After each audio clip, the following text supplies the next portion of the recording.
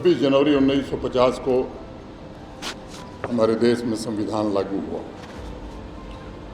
और 16 फरवरी 1950 को राष्ट्रकवि रामधारी सिंह दिनकर ने रश्मि रथी की रचना प्रारंभ की थी और 2 साल बाद रामनवमी के दिन 1952 में रश्मि रथी पूर्ण हुई। साहित्य के जानकार रश्मि रथी को कई नाम देते हैं। मैं साहित्य का न विद्यार्थी हूँ न जानकार हूँ, लेकिन मैं रश्मि रथी को एक महाकाव्य के रूप में देखता हूँ।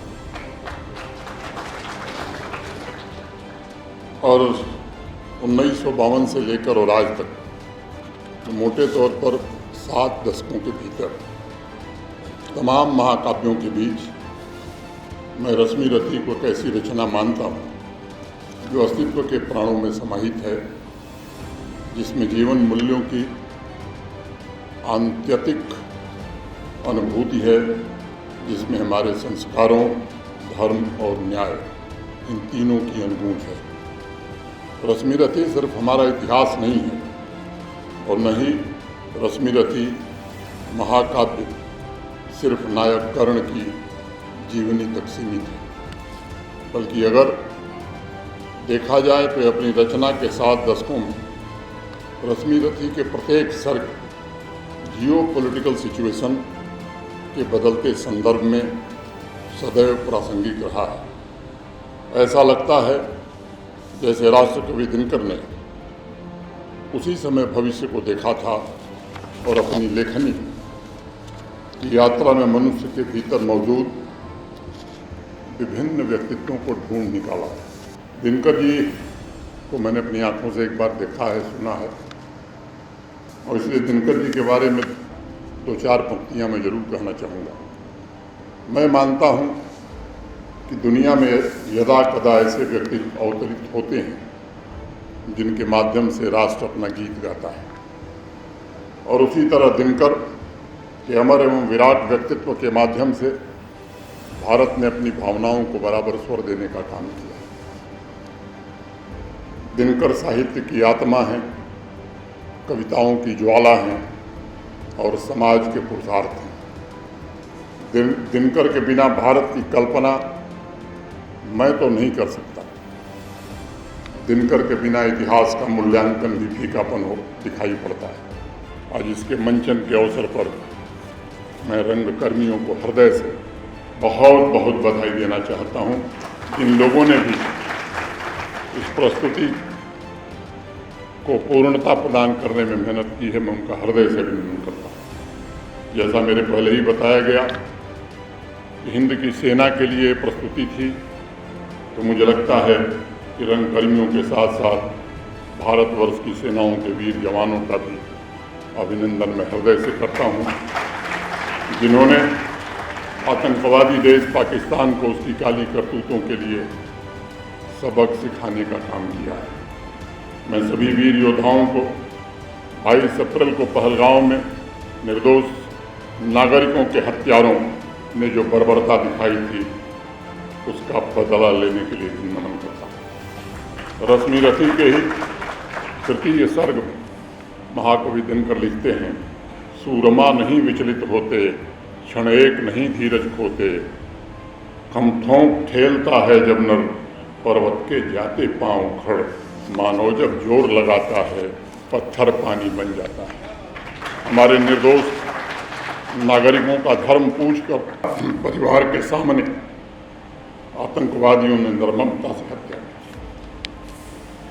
आतंकी मुल्क पाकिस्तान में हमारी माताओं, बहनों और बेटियों का सिंदूर उजाड़ा। उनकी आंसुओं में डूबी आंखों ने हमारे वीर जवानों से बदले का मौनाग्रह किया, और तब दिनकर जी की वो पंक्तियाँ सेना के वीर जवानों ने स्मरण की।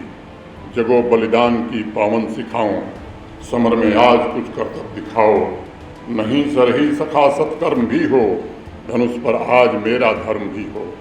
मचे भूडोल प्राणों के महल में, समर डूबे हमारे बाहुबल में, गगन से वज्र की बौछार छूटे, किरण के तार से झंकार। हमारे वीर सैनिकों ने माताओं, बहनों, बेटियों के मिटाए गए सिंदूर का बदला लेने के लिए ऑपरेशन सिंदूर का लक्ष्य तय किया। अपने त्याग, पराक्रम और पुरुषार्थ से ब्याज सहित पहलगांव की बर्बर हत्या का हिसाब भी चुकता किया। मैं एक और बात स्पष्ट करना चाहूँगा, बार बार मैं आतंकी मुल्क इसलिए कह रहा हूँ ताकि नई पीढ़ी की चेतना में ये बात निश्चित रूप से बैठ जाए कि आतंकवाद और पाकिस्तान ये एक दूसरे के पर्याय हैं, एक दूसरे से जुड़े हुए हैं। आतंकवाद का दूसरा ही नाम पाकिस्तान है और इससे घृणित, इससे बड़ा अपराधी कोई दूसरा मुल्क इस दुनिया में नहीं जिसके कुटुंब में आतंकी पल रहे हैं। आप समझ सकते हैं उस मुल्क का चरित्र कैसा होगा। आज मैं उपस्थित सभी विद्यार्थियों से कहना चाहूँगा, जैसे वीर सैनिकों ने सीमाओं की रक्षा में डट करके अपने कर्तव्य की तीसरी की, मुझे लगता है कि अब वक्त आ गया है कि हमारे अध्यापक और विद्यार्थी भारत की आर्थिक विकास यात्रा के सारथी बने और उसके लिए स्वयं को समर्पित करें। जम्मू यूनिवर्सिटी आपके टैलेंट्स को निखारने के लिए बेहतरीन वातावरण प्रदान कर रही है। मैं कुलपति जी और पूरे विश्वविद्यालय के प्राध्यापकों का आभारी हूँ। विद्यार्थियों से मैं जरूर कहना चाहूँगा कि इस अवसर को हाथ से जाने देने की जरूरत नहीं। राष्ट्र के विकास में योगदान दे करके माँ भारती की सेवा आप भी कर सकते हैं। और निश्चित रूप से जो लक्ष्य देश का है, अभी 2 दिन पहले ही हम दुनिया की चौथी बड़ी अर्थव्यवस्था बन गए। ये हम सबके लिए गर्व का विषय है। विकसित भारत का निर्माण ये पूरे राष्ट्र का संकल्प होना चाहिए। इसमें आप भी अपना पूरा योगदान ईमानदारी से दें, यही आग्रह करते हुए इन्हीं शब्दों के साथ मैं एक बार पुनः सभी वीरों को नमन करता हूँ। आतंकी मुल्क पाकिस्तान की घृणित करतूतों की वजह से जान गंवाने वाले भारत के और विशेष रूप से जम्मू कश्मीर के सभी नागरिकों और सैनिकों को भी श्रद्धांजलि अर्पित करता हूँ। मैं आप सबको भरोसा देना चाहता हूँ, भारत ने अब एक नई रेड लाइन खींच दी है।